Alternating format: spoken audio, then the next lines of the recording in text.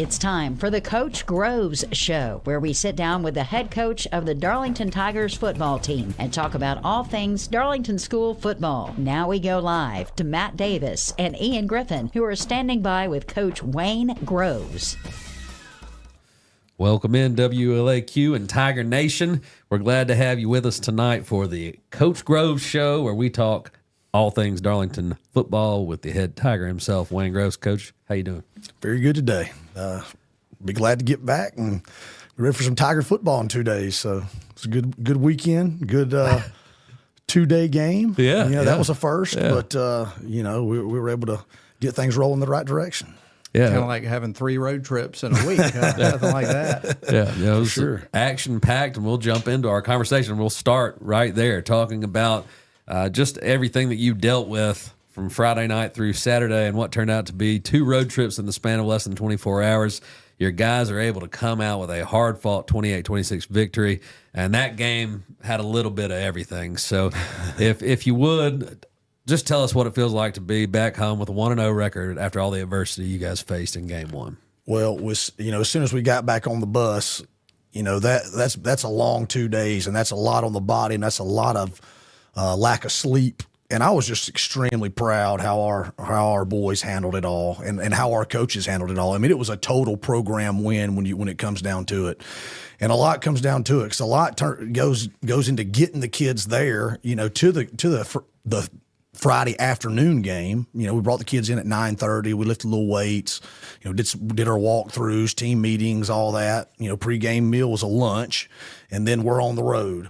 Now, last week we went over there, and it took us an hour and 20 minutes when we went to scout them.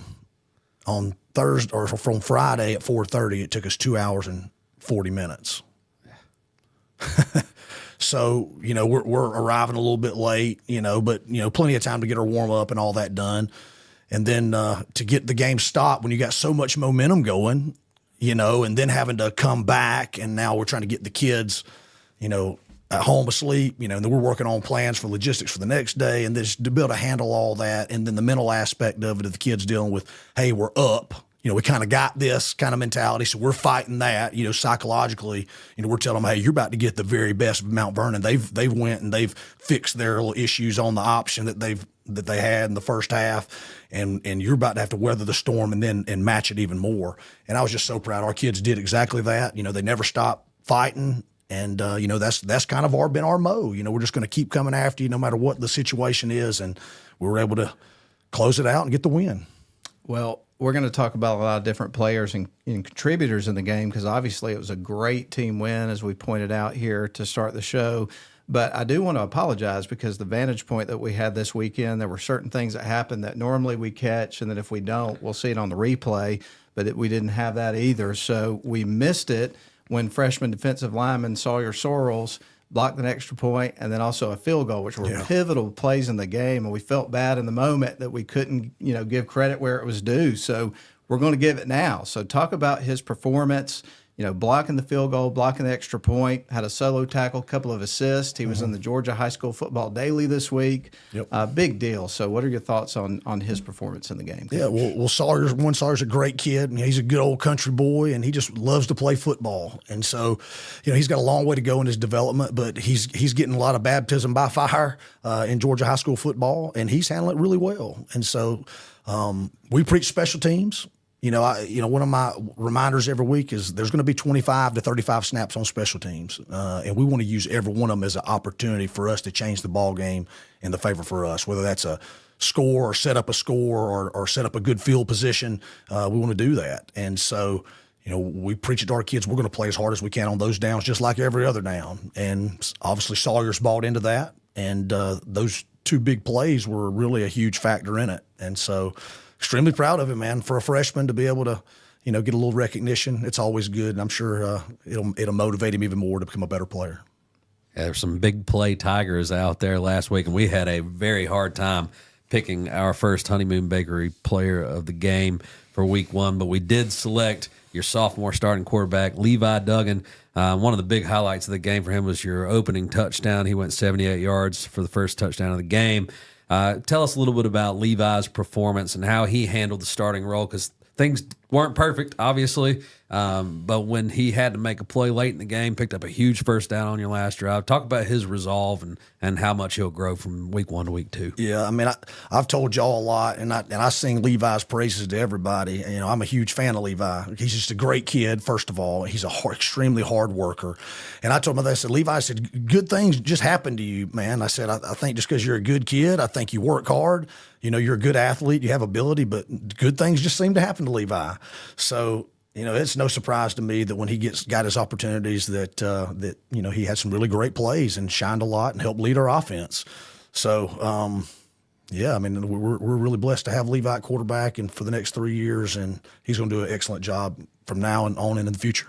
One sequence that I want to talk about late in that first half.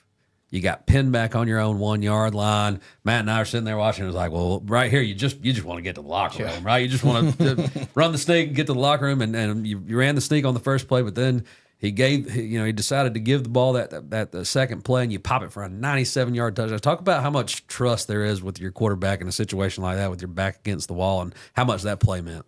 Well, I'll tell you at practice, you know, Levi gets no breaks from Coach Loudermilk when it comes to getting coached. You know, he is very hard on Levi, you know, and he expects a lot out of him. So he gets a lot of stress put him on during the week. And so hopefully when we do that to the kids in those situations that they've already been stressed, so it's not a big deal for them and they can just go and play ball. And so that's what he did. And, you know, and then Crawford Pettit, you know, we run zone dive right there, and they kind of clog it up, and they over pursue, and he kind of hits it out the back door, and showed a little bit of the athleticism he has. You know, he's a 4'6", 40 kid. I mean, he's a 285-pound bencher, a 425-pound squatter. So he's not a slow, unathletic kid. You know, so he turned it on, and they couldn't catch him. So that's a pretty cool moment for him. Thank you. Well, another question related to some of the standout performances, but I got to acknowledge the shirt. You got on a different little sweater there today. It says Lakeside. Tell us the origins of that. Well, that's pretty nice. Well, you know, people refer to Darlington as Lakeside, and you know, see you at Lakeside on Friday night, and so the kids got a little gear this summer. So I got the coaches the Lakeside shirt. I figured I thought it's a pretty cool thing to refer to Darlington as, and so we want to celebrate that a little bit. Football is all about tradition. That's right. And, that's awesome, man. That's really nice. Well, one of the things that's fun is we always come up with like 3 keys to the game going into our broadcast right before kickoff of the game. And, of course, one of them was ball control offense, that sort of thing, control the clock. And then you guys score on really big plays throughout the game. Big plays from Miles Twyman, Jace Donaldson. We talked about Crawford Pettit, the quarterback, Levi Duggan as well. So what are your thoughts on the contributions that you got from your guys? Again, a lot of guys stepped up in this win.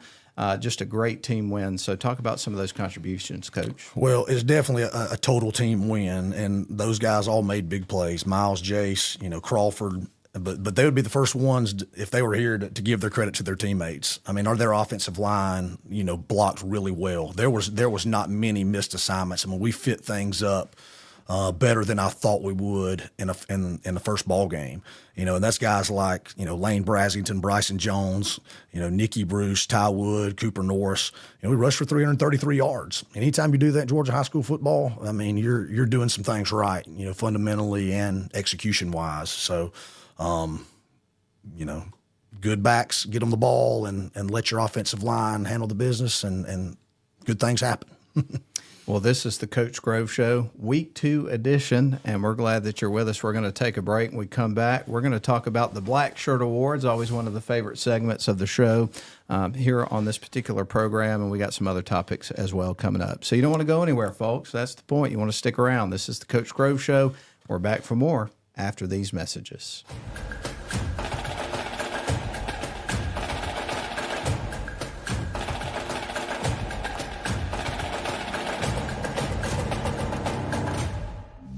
Are you shopping for a new car, truck, or SUV? Riverside Auto Group has a location to meet your needs. Browse their selection online at riversideautogroup.com or visit with them in person at Riverside Chevrolet GMC in Rome, Riverside Toyota in Rome, Riverside Nissan in Rome, or Riverside GMC Cadillac in Cartersville. Locally owned and operated by the Welburn family since 1974. That's Riverside Auto Group.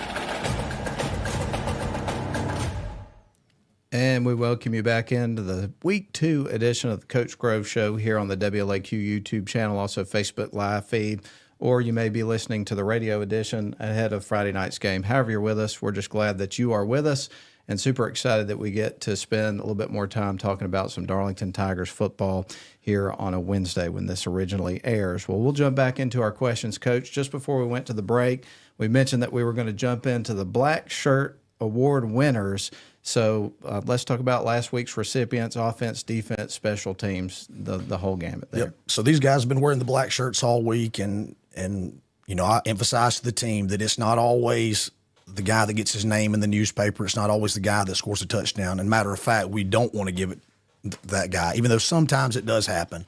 But we want to give it to that offensive receiver that's blocking his tail off out there, doing a great job for the run game. We want to give it to an offensive lineman or maybe a running back that's blocking really well for his teammates and very unselfish, a defensive player that plays his position the best. Again, he may not have all the stats, but he's in there grinding, playing his position out. So we'd love to give it to D linemen or linebackers that just play the position within the scheme and within the game plan the best.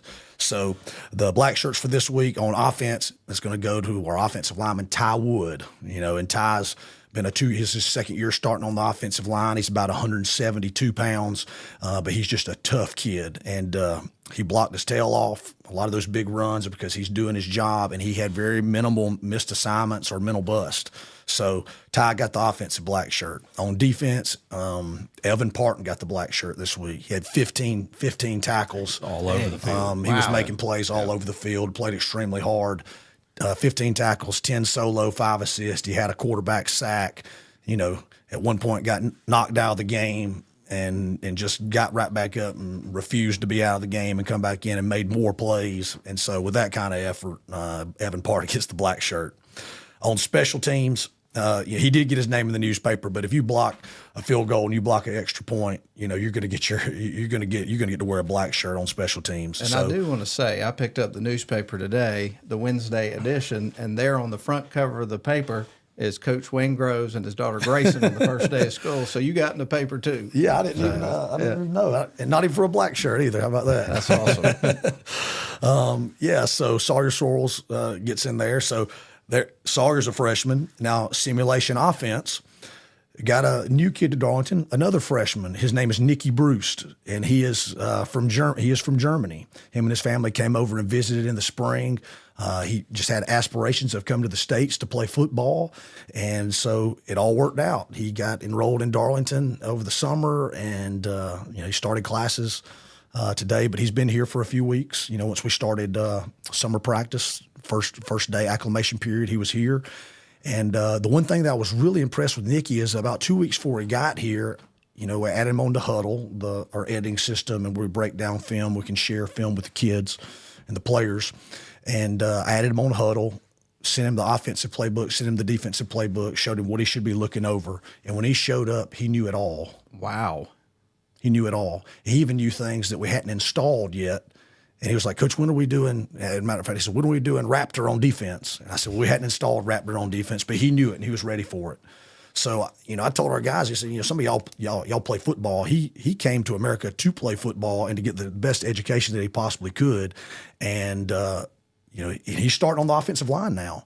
But he ends up getting the simulation offensive black shirt because he just blocks his tail off when it's his time to go over there. So he started at left guard, but he's also playing simulation left guard when it's when we're on first team defense. And he's done a phenomenal job, and he's really enjoyed himself. And it's really cool that we get to have that experience to bring those type of kids in, to be a part of our program because it's just you don't get that anywhere else.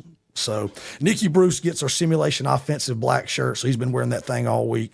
And then on simulation D, I've got a young freshman defensive end, another freshman that he played a lot. He probably played about 20 snaps last Friday and Saturday at defensive end. But Jayton Mazo, number 20, y'all probably saw him out there. Yep. But he's a good-looking kid. He's been lifting his weights, and he's pretty strong for a freshman. And he's working. He's going to be a really good football player when it's all said and done. He's getting better every single day, and he's got a good attitude, and he's got a great work ethic. And so I'm going to be excited to see him and what he turns into in the next 3 years. So Jaden Bazo gets the Simulation D black shirt. Well, Matt and I, when you took the field, it was our first time seeing your Tigers in uniform and out on the field last week. We looked at each other and said, these guys look lean, They look the mean, part. and ready They to really go out do. there and get it done. So I can tell they've been getting it done in the weight room and putting the work in the off season.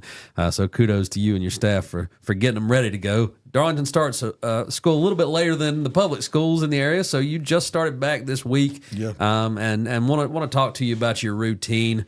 Obviously, that got tested last week because of all the unknowns that came up and forcing you to make 2 trips down to Mount Vernon. But what's the process as far as adapting to your kids being back in school as far as your schedule? Yeah, it's not too much, and I really love our schedule and how we start later. It leaves us in summer mode a little more, and so we can focus on just football only a few weeks longer than the other schools can before they get to their classes and get to their academics. So I think that's a good thing. It's not so big of a deal because 2 weeks ago we went ahead and transitioned to afternoon practices in anticipation that we're going to play Mount Vernon obviously at 4:30 in the afternoon. So let's go ahead and start practicing at 4:30 in the afternoon and be ready for those elements and be ready for that and not keep practicing in the morning. So it wasn't that big of a deal as far as school starting because we've been practicing at that same time. But then, you start getting with the academics, and now we get away from lifting 4 days a week, which is really a big deal. Now we go to lifting 3 days a week, and then we pull out some agilities and stuff and focus on more just our compound lifts, and then a little more on stretching and recovery and stuff like that, and cut back on the plyometrics and the agilities in the weight room. So besides that, we're just keeping on rolling with what we've been doing. Well, Coach, in our next segment, we're going to talk about next week's opponent, totally shift gears into that and talk about North Cobb Christian Eagles. But as sort of a precursor to that, once you finish a game with an opponent, I was just curious, how quickly do you turn the page and start, for the next one? Because obviously this weekend you had a little bit different of a situation because we've already known you had to go down there twice. Yeah. So it was a quick turnaround to start getting ready for a really tough team. So how quick does that process start once one game ends? Well, it's almost immediate. I mean, you're on the phone with the next opponent's coach so you're working on film trade and things like that. And then you're working on logistics, making sure buses and you're making sure pregame meals and postgame meals are handled. And so when you throw that where you don't get your Saturday now it throws a really long, hard-working weekend for the coaches and really some lack of sleep for the coaches. And, I apologize to them for it, but it's just, there's no way around it. So we finish, normally on Friday, the coaches would come back in at 7 a.m. on Saturday and we'd review the film. I'd expect them to have graded, and then we'd review and make corrections from 7 to 9. Then after that, we would start breaking down the next week's opponent. We would have the trade film already in, and and each coach, we use the Huddle editing system, so each coach has a portion of the breakdown that they're responsible for, and they just have to get that done. We're usually done by like 10 on Saturday, 7 to 10 a.m., and then they'll have some Huddle breakdown that they do, but we let them go home and do that and spend time with their families and that. And it just has to be done. Come back on Sunday morning, we meet at 6 a.m. All the breakdown has to be done, and then we go through our particular meetings that we need to do, and we start game planning for the opponent, how we're going to practice what they do, offense, defense, what's all going to be in play for scheme-wise. And then we're usually out of there by 10:30. We have our practice plans done for the next week, our scripts done. We have the scouting reports done for the kids. And then we're into practice on Monday. But when you combine having to play on Friday and Saturday, now that makes and then we had Purple Tie on Saturday night. So we come home Saturday, we start breaking down film, have to take a break, go to Purple Tie, leave Purple Tie at 10:30, come back home, keep working, and then be at school at 6 a.m. the next morning, getting ready for North Cobb Christian. So it never stops, but, this is what we signed up for. Right. If I was digging a ditch, it would be a problem, but I get to do exactly I love. And so, I know a lack of sleep happens sometimes for us and the coaches, but at least we're doing something we're passionate about and we're looking forward to doing. And then obviously coming out of that whole, thing and adversity with a victory, that just makes it even more Absolutely. sweet, so even sweeter, so to speak. So that's good stuff. Well, that's a good place for us to take another break. We're going to come back and wrap up the show. with a final segment where we dive in and talk about the opponent, North Cobb Christian, the Eagles, coming up this Friday. We're going to take a break. We're glad you're with us. We'll return.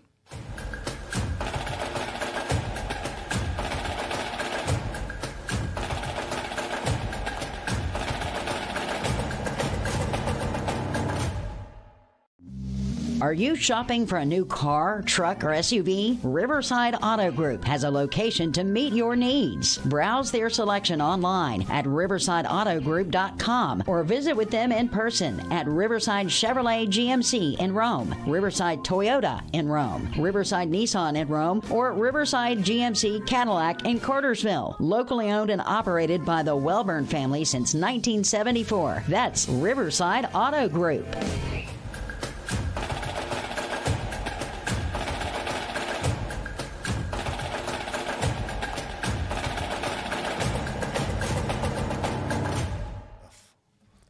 Welcome back to our final segment of the Week 2 edition of the Coach Groves Show.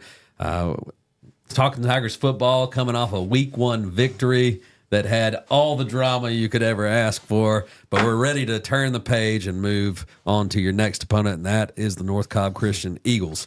You made 2 trips down I-75 last week to get in Game 1. Game 2 just happens to be in Kennesaw, so we're headed right back down the I-75 corridor. Unusual way to start the season with those 3 road trips in a span of a week. But you were talking about the extra laundry and extra time that the coaches had to put in just to pull this last game off. But tell us how you mitigate the difficulties of the scheduling conflicts as yeah. I'll go ahead and give a shout out to Coach Nehemiah Reddish on the air, and then he gets a coach's black shirt for how he handled the laundry. We got back, and every coach has got things they got to do. I mean, I had to run to Walmart. We got to get extra Gatorade. We got extra halftime snacks and all that because we ate them all up during the break because we thought we were going to have to go back out there and play again. So all the Gatorade got drank, all the halftime snacks, and then other coaches are doing different things. Coach Reddish is responsible for the laundry. When we get back, the washers broke at the Huffman, so he's got to get all the piles of jerseys, pants, girdles, socks, and he's got to take it to the maintenance building. So he's washing like 3 or 4 loads of laundry. I mean, it's getting to 11:30, midnight. He's coming back at 4:30 the next morning because the kids are coming in at 6:30 because we got to be there by 9 because we kick off at 11. So, and he's drying things at 4:30 in the morning. But, there's a lot of things behind the scenes that the coaches are doing that people will never know. You just think, they're going to come back, go back home, come back tomorrow, and then there's 1,000 things, a to-do list to get to that point where we win that ball game. And so, like I said, total program win, and all the coaches had specific areas that they were helping in, and all did a phenomenal job. Well, Coach, North Cobb Christian, they've had a very good program in the last decade or so, especially. They've been a perennial playoff team for about 10 years with a semifinal finish last season. And I know they're very well coached. They've had the same coach, Matt Jones, for the last, I think, 5 seasons, his 5th season. So tell us a little bit about this team when you start looking at the film, what you know about them, what you see as their strengths as you prepare for this game.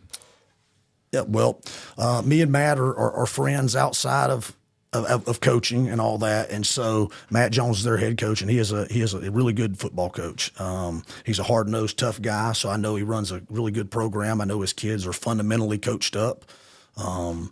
But there are 11 personnel on offense, so they're going to play with a little sniffer and fullback type guy. They're going to be a pistol offense, so the running back's going to be right behind the quarterback. And then you're going to have 3 receivers, whether they put them in trips or twins, 2x1 or 3x1. You're going to end up having that kind of look. They love inside zone, zone seal, split zone. They run a little running back counter, and then they have a really good passing game and screen game off of that. So, like most of the spread teams, they're going to make you cover the whole field, and they're going to keep you balanced and not let you cheat or over plan on one side or the other.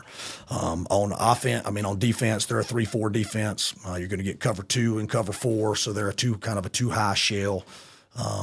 And again, they're coached very well. They have good players, and they'll be I think all the polls have them either ranked somewhere between 6th or 9th in single A, for whatever that means at this point. But obviously they have the respect of somebody, and they definitely have the respect of me and our coaches and our kids. And we're looking forward to the challenge and the opportunity to go face a top 10 team on the road. Coach, you talked about the scheme and their ability to spread the field. Who are some of the players that jump out on film when you're watching the tape? Well, the offense, the running back who's a returner from last year, number 2, he's a senior, Cooper Bazarski. And y'all remember him last year. He's a really hard runner. He's got really good balance. So you have to gang tackle him. You can't arm tackle him or one-on-one tackle him. You got to wrap him up and run your feet. So wide receiver, number 1, he's a junior, Oakland Pageant. He is their best receiver. He is really athletic, very similar to the 0 and 11 from Mount Vernon. You kind of keep an eye on where he is at all times. Quarterback number 10, sophomore Jaden McCullough. He looks about 6'3" or 6'4", kind of a thin kid, but he can really sling the ball around. He throws a really good ball, really tight spiral, and he can throw the deep ball and throw the short balls. And then you'll see their H-back, who really stood out on film. He is a really physical blocker. Number 8, he's a senior, Connor Feltault. He is 6 foot, 190 pounds. And there's 2 really good linemen that stand out. Number 51, senior Andy Reed. He's 6'1", 205. And number 64, sophomore Braden Gutierrez. He's 6'2", 220. Well, Coach, we're rapidly running out of time for this edition. It has absolutely flown by this second edition of the program of the season. And as I imagine, the week has flown by with everything everybody's had going on, getting ready for this game and everything, and the starting of school and the purple tie and everything like that. But it's almost go time. So we have to ask you, what are the keys to success in competing for a second road victory in a row in a situation where we talked about it, basically 3 road trips in a span of a week? So what has to happen to we went be over successful? with the team, and this has kind of been my thing to them, is number 1, 4 things, and this is what we've been preaching to the kids, is we want to control the tempo of the game with offense.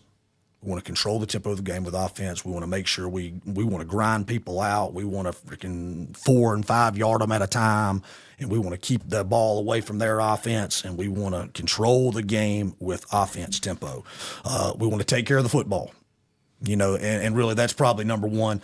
We turned to put the ball on the ground too many times last week, and when games where we've struggled putting folks away or they've been close, it's because of those things. So we got to take care of the football. We can't turn it over.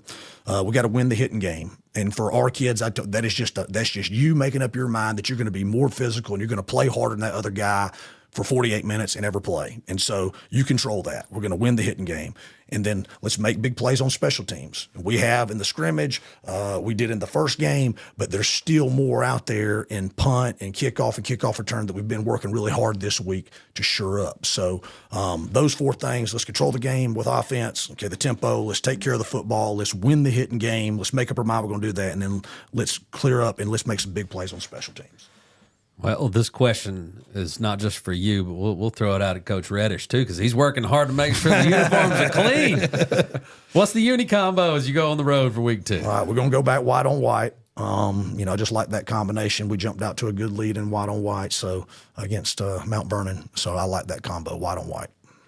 Well, that's it. That's our time for today, and we appreciate everybody tuning in for the Coach Grove Show. Coach Groves, we appreciate you being here, of course. Couldn't do the Coach Grove Show without you. And we always look forward to it and enjoy getting to catch up with you and talking about the Tigers.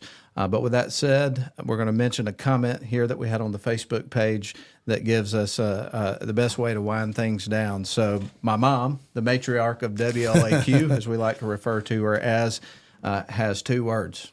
Go Tigers. There we go. Go Tigers. So there you go. Thanks, everybody, tuning in. Thanks, Coach. Thanks, Ian. Always a pleasure to talk to you guys. That's a wrap on the Coach Grove Show. Go Tigers. Thank you for tuning in to this week's edition of the Coach Groves Show. We invite you to join us again next week as we discuss all things Darlington football with head coach Wayne Groves. Go Tigers!